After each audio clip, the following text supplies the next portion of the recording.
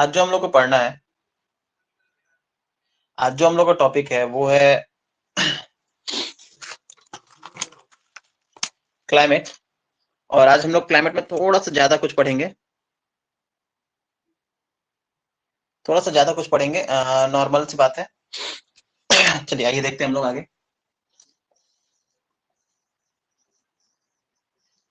Climate, जलवायु। जलवायु normal सी बात है। अगर हम लोग क्लाइमेट पढ़ रहे हैं तो आप लोग को पता होगा, नॉर्मल से हम लोग किसका क्लाइमेट पढ़ेंगे? इंडिया का क्लाइमेट पढ़ने वाले हैं, इंडियन क्लाइमेट के बारे में। और इंडियन क्लाइमेट में क्या पढ़ेंगे? Indian monsoon. इंडियन का क्लाइमेट कैसा है? मानसून टाइप का है। तो हम लोग क्या पढ़ेंगे? मानसून क्लाइमेट के बारे में पढ़ेंगे। फोकस है, ठीक है सर। क्लाइमेट के बारे में सर हम लोग पढ़ रहे थे, तो सर ने बताया था सर कि क्लाइमेट जो है कुछ चीजों से क्या होता है? इफेक्टिव होता है। पहला क्या था? टेम्परेचर। दूसरा क्या था? रेनफॉल। और तीसरा क्या था? Pressure belt. ये तीन चीजें ऐसी हैं जो क्लाइमेट को क्या करती हैं? प्रभावित करती हैं और इफेक्टिव करती हैं। किसी को कोई प्रॉब्लम तो नहीं है इतने में? वॉइस क्लियर है, बोर्ड क्लियर है, लाइटिंग ठीक है, एनी प्रॉब्लम? नहीं, चलिए ठीक है। तो ये चीजें हम लोगों ने तीन चीजें हम लोग ने देखी थी, कुछ फैक्टर्स हम लोग ने देखे थे। ये तीन फैक्टर्स थे जो क्या कर रहे थे? क्लाइमेट को इफेक्टिव कर रहे थे। आगे देखते हैं। इसमें हम लोगों ने टेम्परेचर को क्या कर लिया? कवर कर लिया। टेम्परेचर में हम लोगों ने पढ़ा latitude, altitude, slope, continentality, ocean current, air current, ठीक है, डिस्टेंस फ्रॉम सी, ठीक है। उसके बाद हम लोगों ने रेनफॉल भी पढ़ा। रेनफॉल में हम लोगों ने कुछ टॉपिक्स पढ़े, जिसमें हम लोगों ने रेनफॉल में तीन टाइप्स के रेनफॉल पढ़े थे। कौन कौन सा? पहला रेनफॉल पढ़ा था हम लोगों ने कन्वेक्शनल रेनफॉल। दूसरा पढ़ा था हम लोगों ने ओरोग्राफिक रेनफॉल। और तीसरा हम लोग को आज पढ़ना है जिसका नाम है साइक्लोनिक रेनफॉल। अब इस रेनफॉल में भी हम लोगों ने बहुत सारे कॉन्सेप्ट पढ़े थे ना। हाइड्रोजन साइकिल पढ़ा था, ह्यूमिडिटी पढ़ा था, तीन टाइप्स की ह्यूमिडिटी भी मैंने आप लोग को इसमें बताई थी। यहां तक मैंने आपको बताया है। कहां तक? हम लोगों ने ओरोग्राफिक रेनफॉल तक क्या कर लिया है? कवर कर लिया है। तो ओरोग्राफिक रेनफॉल के बाद से हम लोग को क्या करना है? पढ़ना है। क्लियर है इतना?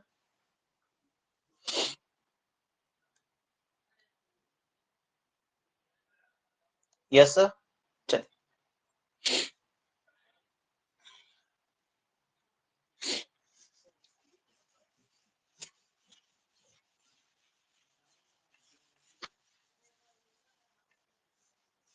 चलिए आइए देखते हैं अब हम लोग।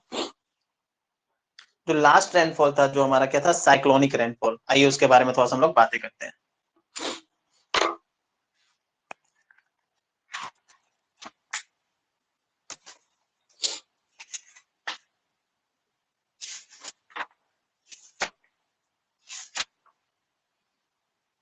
Sorry sorry, cyclonic rainfall.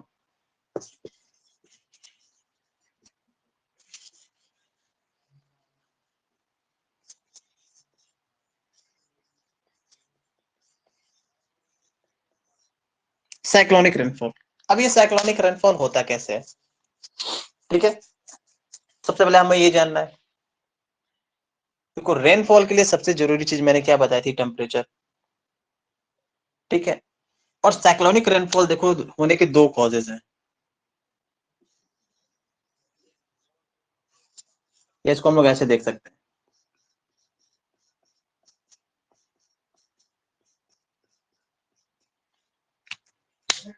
ध्यान से सुनिएगा साइक्लोनिक रेनफॉल के बारे में।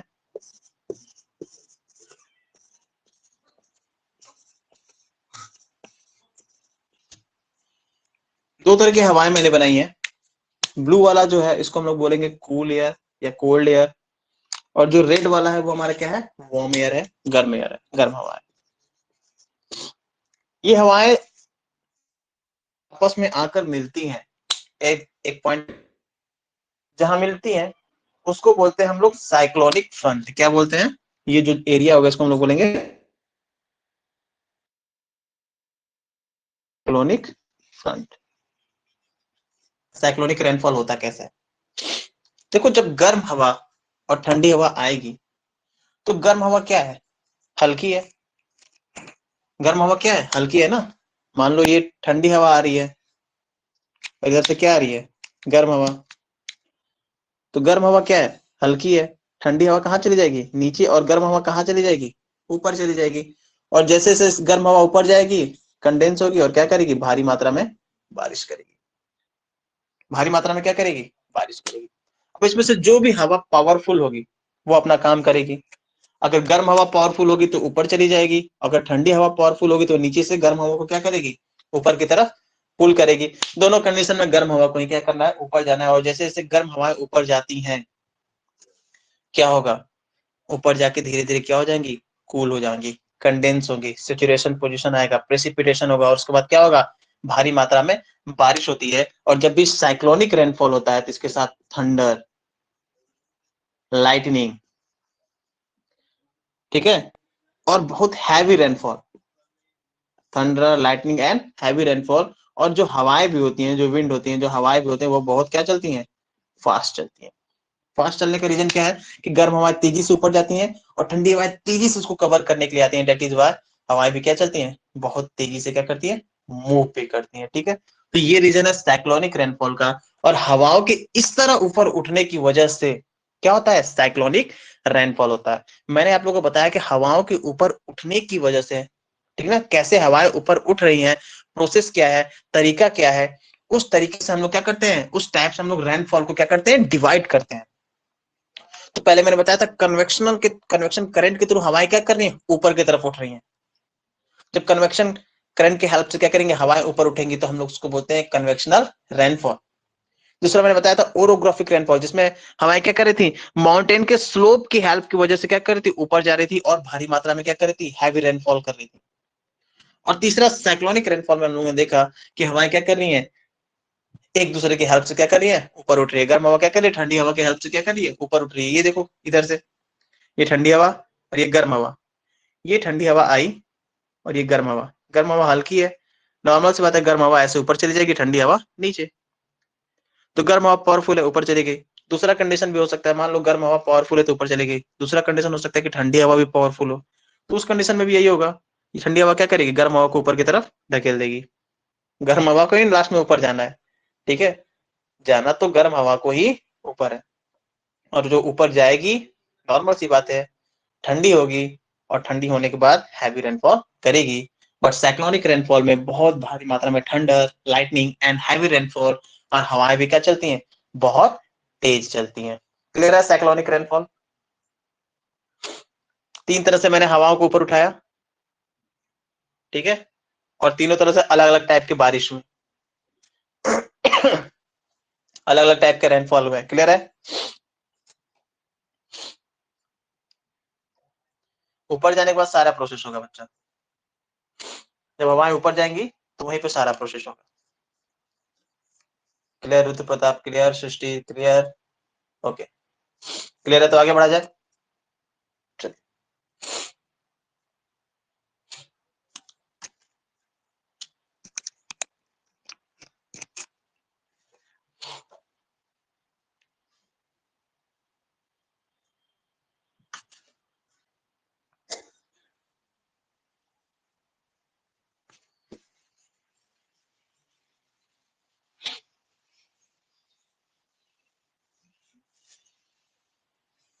अब जो आज हमारा तीसरा पॉइंट है, ठीक है, जो मेनली हम लोग को पढ़ना है, वो है प्रेशर बेल्ट। क्या है? Pressure belt. मैंने आप लोग को बताया था ना कि क्लाइमेट को इफेक्ट करने वाले थ्री फैक्टर्स: टेम्परेचर, रेनफॉल और थर्ड प्रेशर बेल्ट। टेम्परेचर मतलब तापमान, रेनफॉल मतलब वर्षा, इसी को हम लोग प्रेसिपिटेशन भी बोलते हैं, और प्रेशर बेल्ट मतलब वायु दाब पेटियां। ठीक है, तो आइए प्रेशर बेल्ट के बारे में देखते हैं।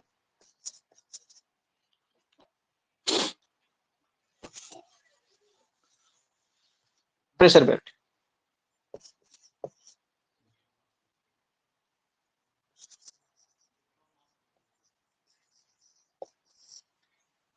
ये इसको ऐसे लिखते हैं, प्रेशर बेल्ट वायुदाब पेटियां।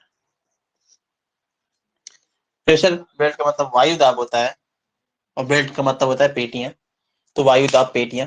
ठीक है, नॉर्मल सी बात है, आप लोग इंग्लिश में ही पढ़े। प्रेशर बेल्ट, प्रेशर बेल्ट में हम लोग को बहुत सारी चीजें पढ़नी है बच्चा। ठीक है, पहले तो हम लोग ये देखेंगे कि प्रेशर बेल्ट को इफेक्टिव करने वाले क्या कोई फैक्टर्स हैं। उसके बाद तो हम लोग प्रेशर बेल्ट के बारे में जानेंगे। तो प्रेशर बेल्ट के बारे में जानने से पहले इसमें हम लोग को पढ़ना क्या क्या है, नॉर्मली सी बात है, हम लोग पहले इसको देख लें। पहले तो हम लोग जानेंगे कि व्हाट इज प्रेशर, प्रेशर क्या है, फिजिक्स का पार्ट है, थोड़ा सा हम लोग देखेंगे प्रेशर क्या है, प्लस इस प्रेशर का रिलेशन भी देखेंगे हम लोग। क्या देखेंगे? रिलेशन कि एटमॉस्फेयर में इसका टेम्परेचर से रिलेशन क्या है, ह्यूमिडिटी से रिलेशन है, या किसी से कुछ रिलेशन है। मोस्टली तो हम लोग टेम्परेचर से ही रिलेशन होगा, तो देखेंगे। ठीक है, दूसरा इसमें हम लोग कोरियोलिस फोर्स के बारे में देखेंगे, कोरियोलिस फोर्स। और जो लास्ट में हम लोग देखेंगे वो देखेंगे फेरल्स लॉ, फेरल्स फेरल्स लॉ के बारे में भी हम लोग को यहाँ पे देखना है। और finally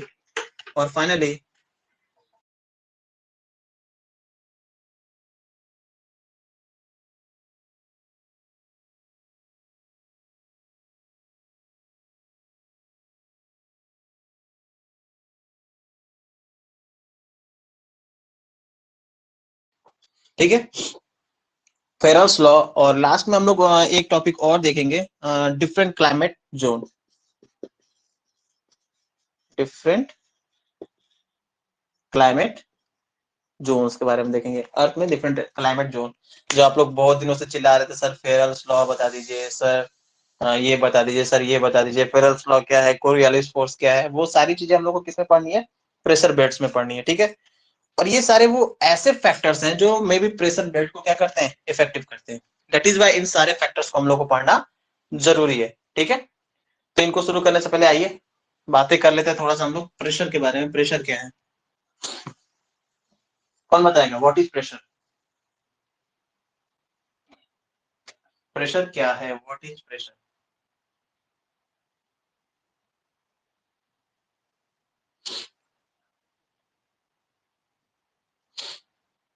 force per unit area. Very good Rudra Pratap, force per unit area, force per unit area, यही तो है प्रेशर। पर्टिकुलर यूनिट पे कितना फोर्स लगाया जा रहा है, पर यूनिट कितना फोर्स लगाया जा रहा है, वही आपका क्या है? प्रेशर है। वही क्या है? प्रेशर है। ऐसे ही पढ़ते हैं हम लोग ना, किसी ऑब्जेक्ट पे कितना प्रेशर लगाया, फोर्स लगाया गया। या फिर हम लोग ऐसे सीख सकते हैं, ऐसे देख लो, मान लो कोई ऑब्जेक्ट है ऐसे, या नीचे हम लोग खड़े हैं, ये क्या है? हमारा इन्वायरमेंट है, वायुमंडल है। वायुमंडल में बहुत सारी हवाएं होंगी ना, हवाएं कितना प्रेशर लगा रही है हम लोग के, पर यूनिट पे कितना प्रेशर लगा रही है, वही क्या है? आपका फोर्स है। बाकी हमारे ऊपर है ना, एटमॉस्फेयर है ना, क्लाइमेट है ना, आखिर उसमें जो हवाएं है वो भी तो हमारे ऊपर फोर्स लगा रही होगी, लगा रही होगी नहीं लगा रही होगी? पर यूनिट फोर्स जो लगा हमारे ऊपर, वही क्या है? प्रेशर है। पर यूनिट फोर्स जो लगा वही क्या है? हमारा प्रेशर।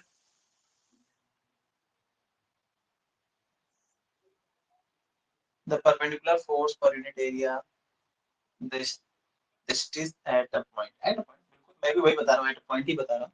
एक पर्टिकुलर आदमी के ऊपर क्लाइमेट का कितना फोर्स लग रहा है। ठीक, चलिए ये तो पता है आपको, फोर्स पर यूनिट एरिया हो गया आपका क्या है? प्रेशर। क्या हो गया? प्रेशर। अब प्रेशर का रिलेशन क्या है? प्रेशर का रिलेशन देख लो, प्रेशर का टेम्परेचर से रिलेशन कैसा होगा, कौन बताएगा? Relation between pressure and temperature directly proportional होगा कि इनवर्सली प्रोपोर्शनल होगा?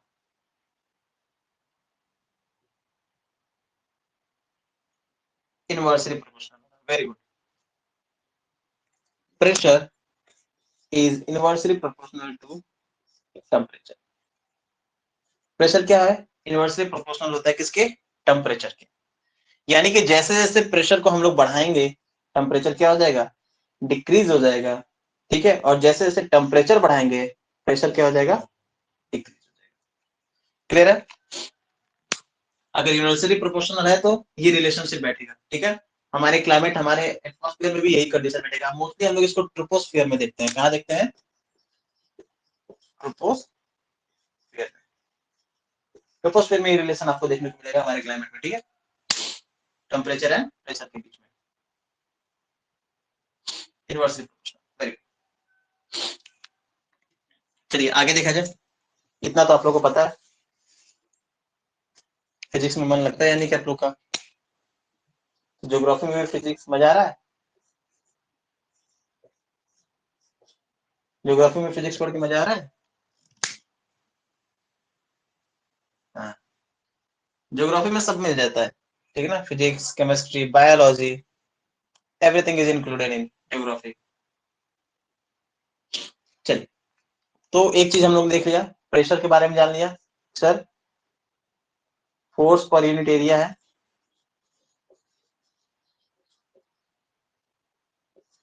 फोर्स पर यूनिट एरिया ही क्या है आपका, प्रेशर हो गया। और रिलेशनशिप भी हम लोग ने देख लिया। तीसरा हमारा क्या है, एक हमारे बताया था कोरियोलिस फोर्स, और फिर फेरल्स लॉ, और लास्ट में हम लोग को देखना है डिफरेंट क्लाइमेट जोन्स। तो कोरियोलिस फोर्स और फेरल्स लॉ से पहले मैं आप लोग को डिफरेंट क्लाइमेट जोन पढ़ा देता हूँ। ये कॉन्सेप्ट बेस है, इनको हम लोग लास्ट में देखते हैं। क्लियर है, कोई दिक्कत। चलिए, तो हम लोग क्या करते हैं, पहले स्टार्ट करते हैं किसको, डिफरेंट क्लाइमेट जोन्स देख लेते हैं हम लोग, ठीक है। आइए, जैसे हम लोग मैप ग्लोब बनाते हैं ना, पहले ग्लोब बना लेते हैं। सर्कल हो गया, ठीक है, ठीक। ये हमारा इक्वेटर,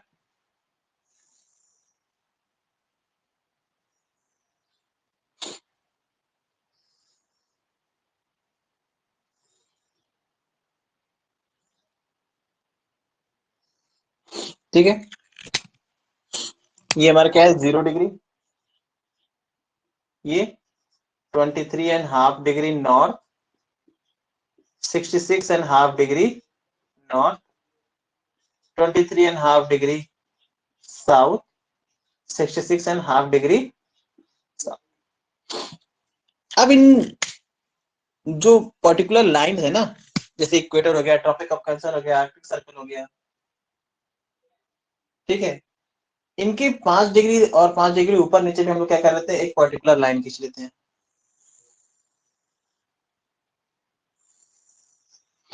अभी ये चीजें समझ में आएंगी आपको।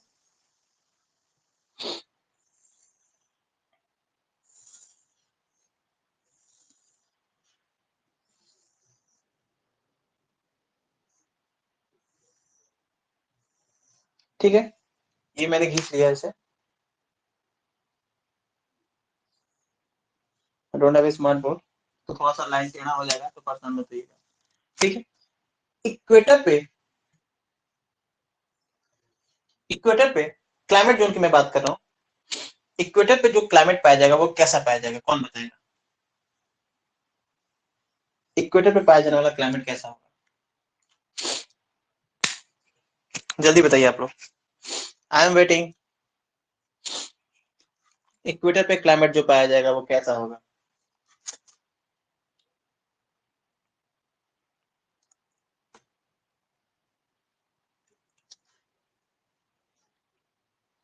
किस नाम से बुलाएंगे उसे हम लोग।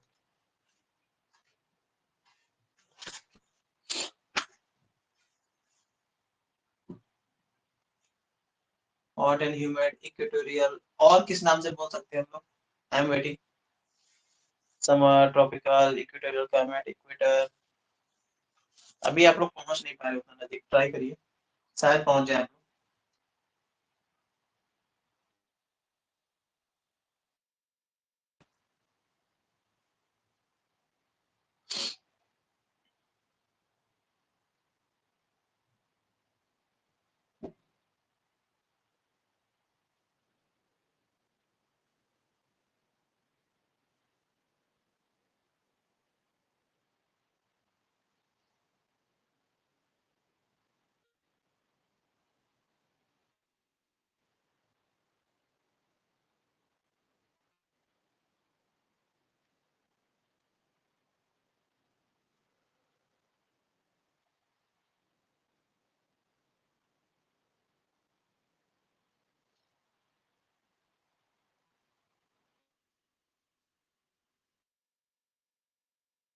सब कुछ ठीक है? वॉइस क्लियर है? कुछ डिस्टर्बेंस आ गई थी नेटवर्क की? स्क्रीन वॉइस क्लियर है? ओके। क्या बोलेंगे इसको?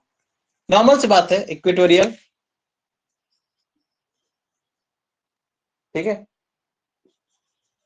इक्वेटोरियल क्लाइमेट, ठीक है। ऊपर जाएंगे ट्रॉपिक के पास, इसको हम लोग बोलते हैं सब ट्रॉपिकल क्लाइमेट। क्या बोलते हैं? सब ट्रॉपिकल क्लाइमेट। ऊपर नीचे दोनों तरफ क्या होगा? सब ट्रॉपिकल क्लाइमेट हो जाएगा। ये पूरा जोन कैसा हो जाएगा? सब ट्रॉपिकल क्लाइमेट का। किसका हो जाएगा? सब ट्रॉपिकल। कोई दिक्कत?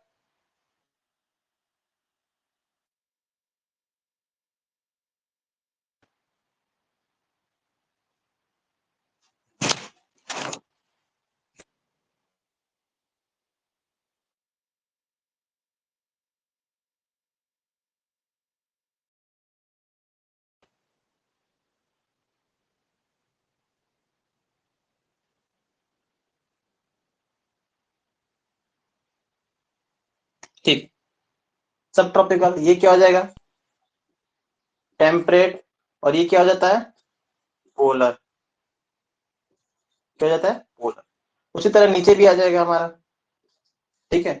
यहाँ पे जो इक्वेटर के पास जो क्लाइमेट होगा उसको हम इक्वेटोरियल क्लाइमेट बोलते हैं, हिंदी में बोलते हैं उसको उष्ण कटिबंधीय। क्या बोलते हैं? उष्ण कटिबंधीय, ठीक है। सब ट्रॉपिकल, उपोष्ण कटिबंधीय, ठीक है।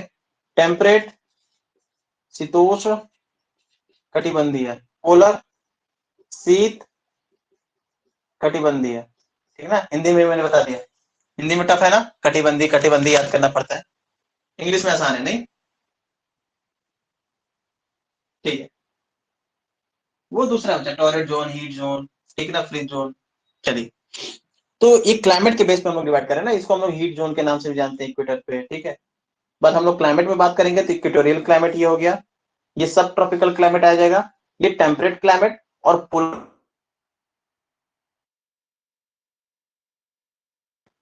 ठीक है, पोलर, पोलर क्लाइमेट, ठीक। सब ट्रॉपिकल ये क्या हो जाएगा? टेम्परेट और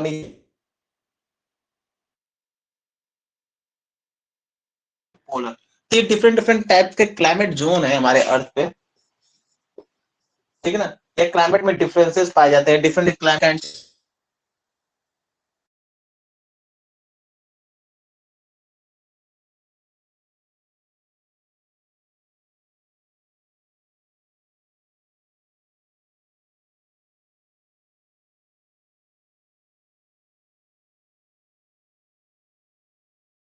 क्लियर है?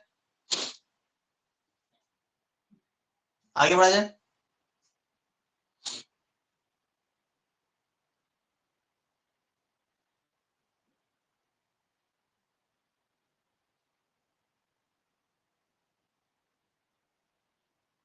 चलिए,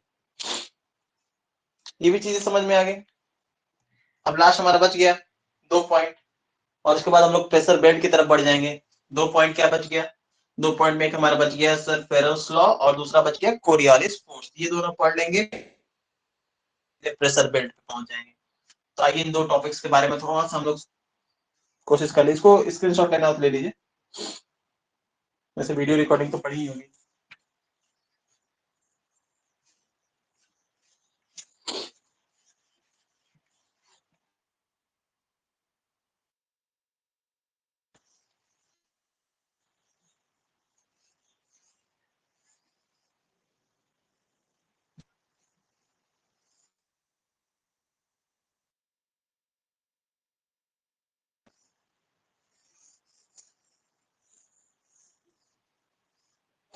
चलिए, इतना कुछ समझ में आ गया आप लोग को? इतने समय किसी तरह का कोई डाउट हो किसी के पास तो कमेंट सेक्शन में कमेंट कर दे, मैं देख रहा हूँ। किसी को कोई डाउट हो तो मुझसे पूछ सकता है। कोई डाउट?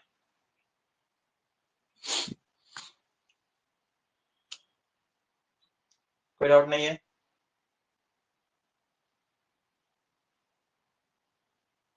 टेम्परेट और पोलर के बीच में जो होता है ना उसको हम लोग सब पोलर बोलते हैं। सब पोलर जोन नहीं होता बच्चा, सब ट्रॉपिकल, सब टेम्परेट, सब पोलर, सब पोलर उसके ऊपर होगा, बाहर निकल जाएगा। ठीक है, सब ट्रॉपिकल, सब पोलर, सेमी पोलर। ठीक है, चलो क्या क्या देख लिया हम लोगों ने, एक बार फिर से देख लेते हैं।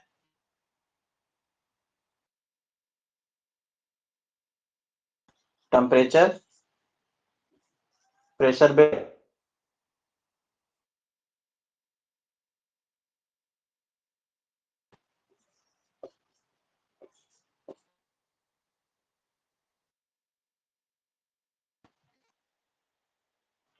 ठीक है।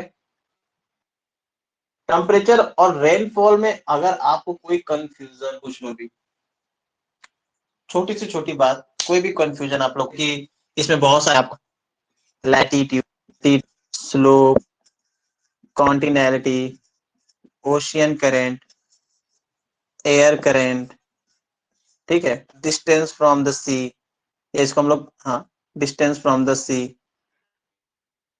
रेनफॉल में तीन तरह के देखा, कौन कौन सा, convectional, orographic and cyclonic. Hydrogen cycle देखी, या फिर इसको हम लोग वाटर साइकिल बोलते हैं। ह्यूमिडिटी देखा। इन सब में किसी को कुछ पूछना हो तो पूछ सकता है अभी तुरंत मुझसे। किसी को कुछ नहीं पूछना है? कॉन्टिनेलिटी, ठीक है, तटवर्तीय प्रभाव, कॉन्टिनेलिटी को बोलते हैं हम लोग तटवर्ती प्रभाव। ठीक है, इसको मैं बता देता हूँ। और किसी को कुछ पूछना है? कॉन्टिनेलिटी, डिस्टेंस फ्रॉम द सी को हम लोग कॉन्टिनेलिटी ही देख सकते हैं, उसी में दोनों कवर हो जाएगा, कॉन्टिनेलिटी एंड डिस्टेंस फ्रॉम द सी दोनों एक ही में कवर हो जाएगा। तो ये एक टॉपिक मैं आप लोग का क्लियर कर देता हूँ, क्योंकि इससे पहले सब कुछ क्लियर रहे तो ज्यादा अच्छा है, नहीं तो बाद में फिर आप लोग कंफ्यूज रहोगे उसको लेके।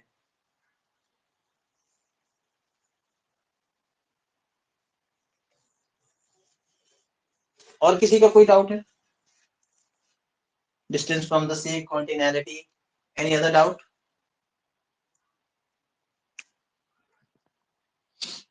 कोई डाउट नहीं है? चलिए दो चार्ट बना के मैं आप लोग को दिखा देता हूँ।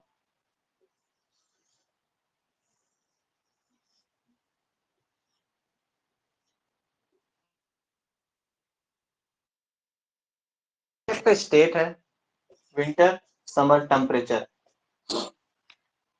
दो स्टेट्स लेते हैं। क्लाइमेट ऑफ इंडिया, ठीक है बच्चा। ओरोग्राफिक रेनफॉल, ठीक है, ओरोग्राफिक रेनफॉल अभी बता दूंगा।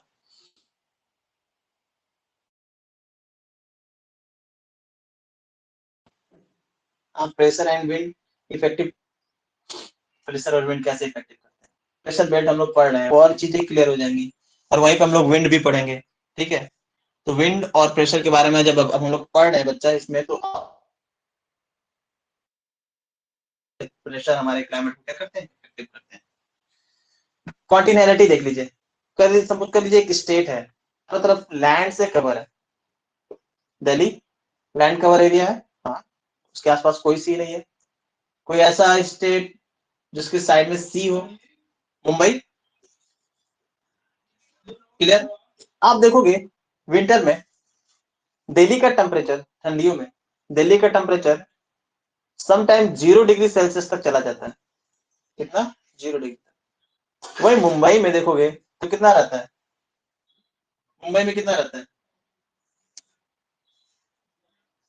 22 डिग्री सेल्सियस के आसपास, 22 डिग्री सेल्सियस के पास। दूसरा, वही समर में देखोगे तो दिल्ली का टेम्परेचर 50 डिग्री सेल्सियस तक पहुंच जाता है।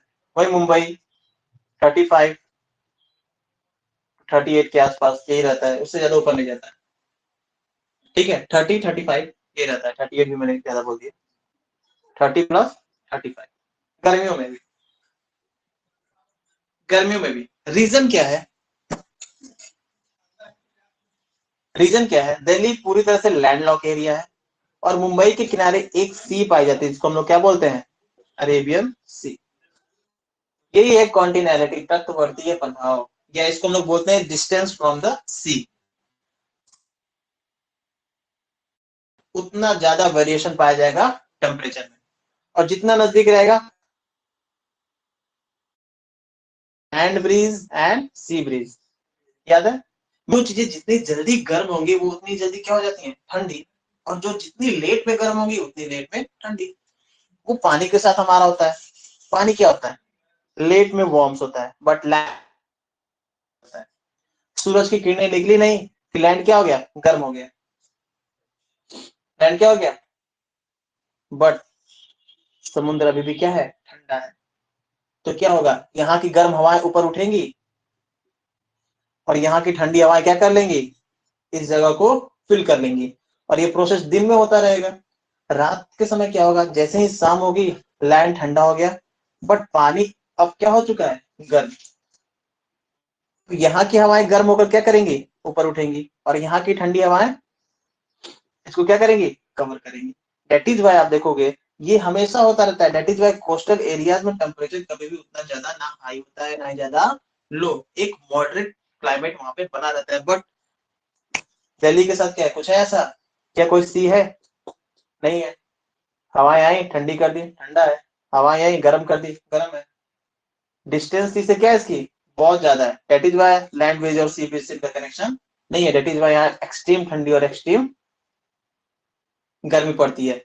इसको हम लोग बोलते हैं कॉन्टिनेलिटी, तटवर्तीय प्रभाव।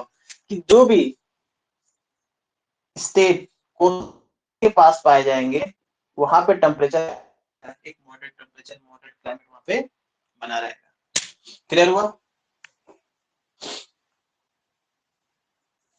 क्लियर हुआ, समझ में आया कॉन्टिनेलिटी?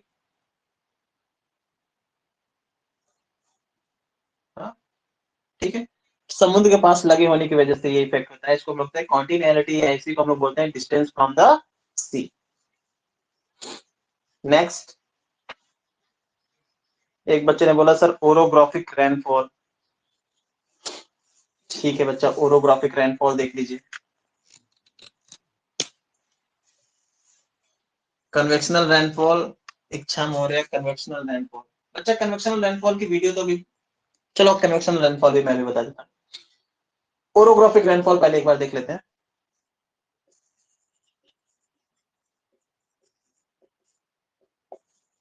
ओरोग्राफिक रेनफॉल, इसको हम लोग बोलते हैं पर्वतीय वर्षा।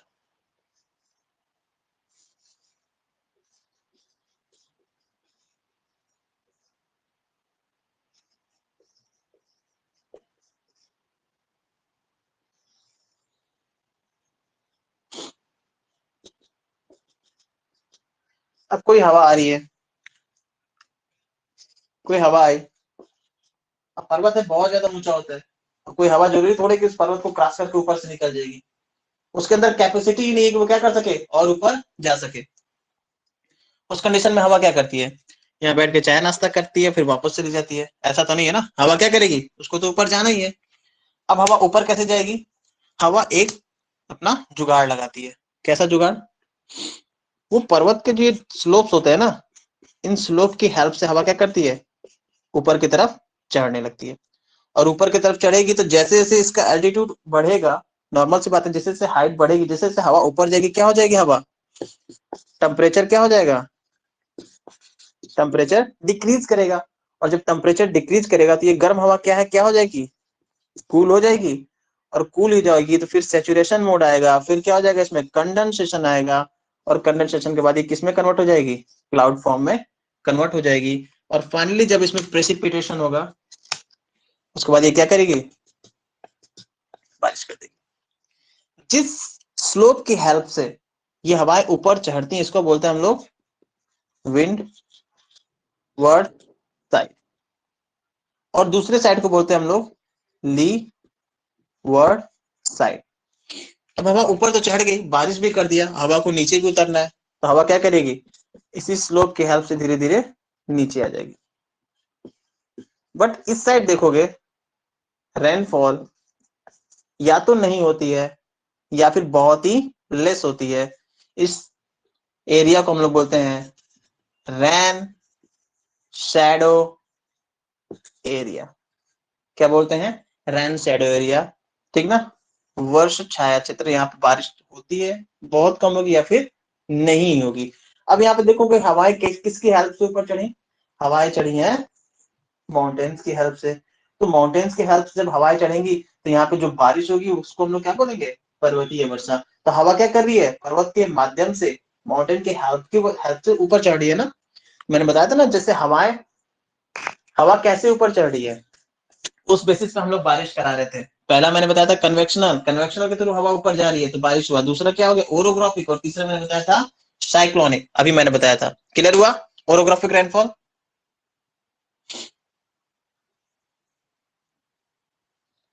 क्लियर हुआ ओरोग्राफिक रेनफॉल। चलिए, इसके बाद कन्वेक्शनल रेनफॉल की डिमांड थी, एक बार वो भी मैं बता दूं आप लोग को।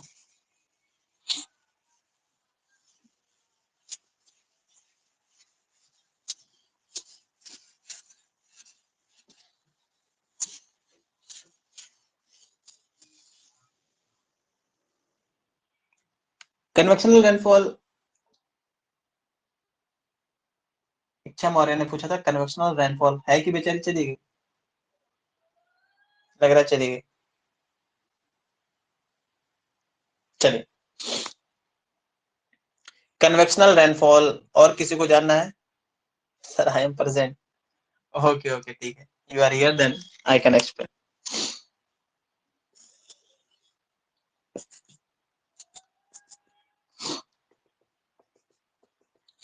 कन्वेक्शनल रेनफॉल देखो बच्चा, एक होता है कन्वेक्शन साइकिल, आप लोगों को पता होगा, मैंने आप लोगों को बताया होगा।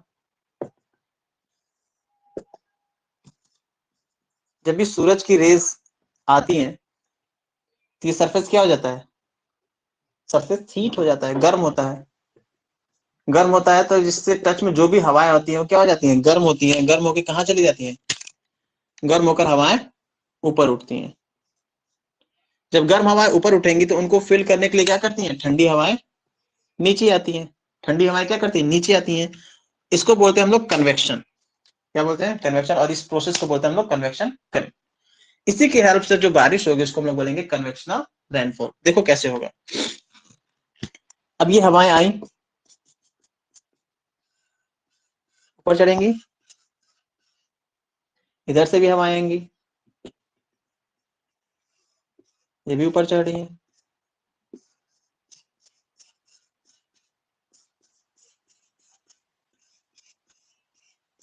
अभी समझाता हूँ चीजों को, देखो ये सन है, सन से आने वाली जो लाइट्स है उनका मैंने बताया था लगभग 50% लाइट ये कहाँ आ पाती है, सरफेस पे आ पाती है।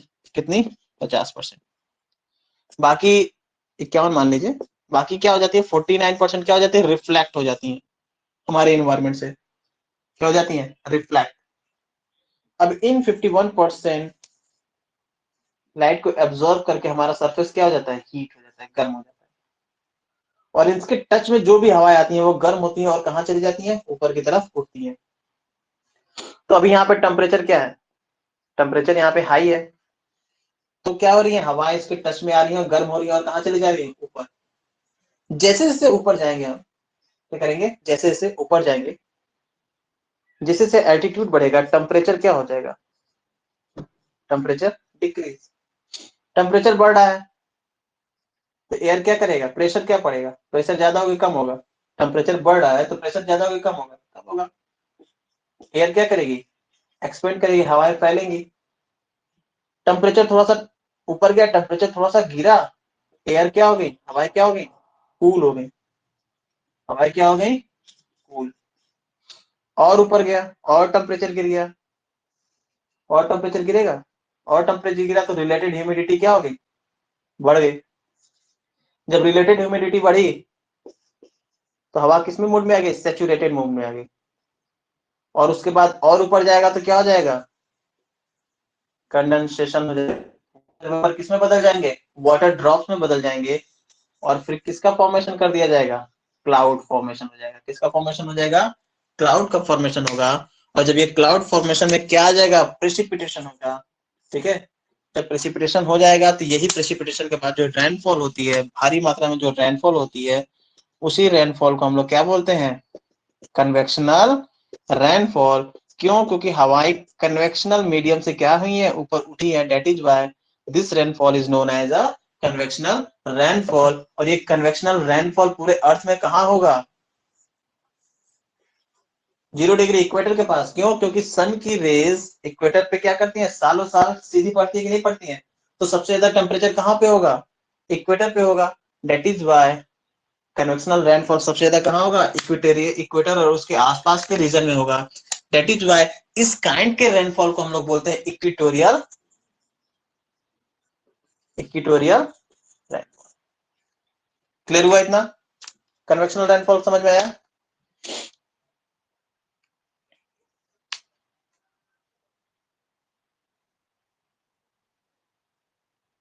यस सर, क्लियर है? ठीक है, नेक्स्ट क्लास यानी कि कल जब हम लोग मिलेंगे, हाँ ठीक है बच्चा, टाइम ओवर हो गया मुझे पता है, बट नंबर ऑफ स्टूडेंट्स देख के पता चल जाता है। डाटा खत्म हो जाता है कि आप लोग थक जाते हो पढ़ते पढ़ते 4 पीरियड? डाटा खत्म हो जाता है कि थक जाते हो? डाटा ओवर हो जाता है? थक जाते हैं, कुछ लोग थक जाते हैं, कुछ लोग का डाटा ओवर हो जाता है। चलिए ठीक है, thank you for today, have a nice day.